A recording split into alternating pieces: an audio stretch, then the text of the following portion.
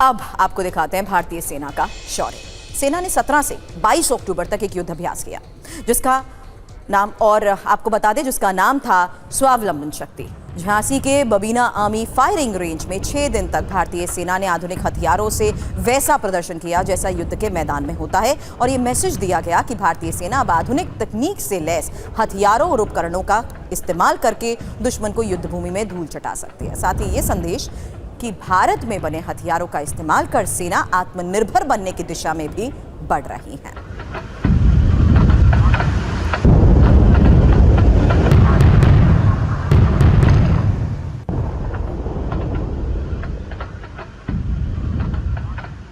आपको बता दें, स्वावलंबन शक्ति युद्धाभ्यास में 1800 सैनिक और अधिकारी शामिल हुए। इसके साथ ही 210 बख्तरबंद वाहनों ने हिस्सा लिया। इसके अलावा 50 से ज्यादा विशेष उपकरणों का इस्तेमाल हुआ।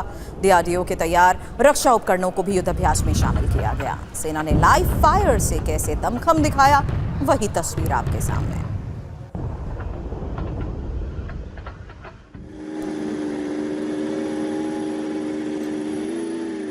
हेलीकॉप्टर के जरिए सैनिकों को युद्ध क्षेत्र तक पहुंचाना और हर परिस्थिति में युद्ध क्षेत्र से सैनिकों को रेस्क्यू करने का भी यहां अभ्यास हुआ। साथ ही युद्ध अभ्यास के दौरान swarm drone, kamikaze drone, logistics drone, jammer, mobile ad hoc network system, robotic mule और ऑल टेरेन वाहन, लाइट आर्मर्ड मल्टीपर्पज व्हीकल भी इसमें शामिल रहे।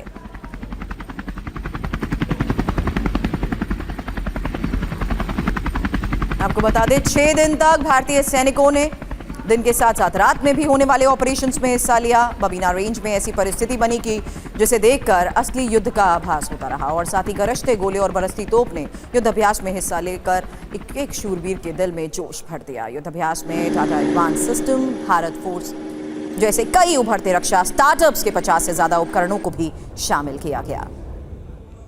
हालांकि युद्धाभ्यास में टैंक को कड़ी परीक्षा से गुजरना पड़ा। जो टैंक जमीन पर दौड़ते हैं, दुश्मन के खेमे में खलबली मचाते हैं, उन टैंक्स ने नदी नालों को भी पार करके अजय भारत की विजयी सेना के शौर्य में 4 चांद लगाए। सुमित, ये जब तस्वीरें इस तरीके की एक्सरसाइज की सामने आती हैं, जाहिर सी बात है एक स्ट्रैटेजिकल इंपॉर्टेंस होती है इन एक्सरसाइज की।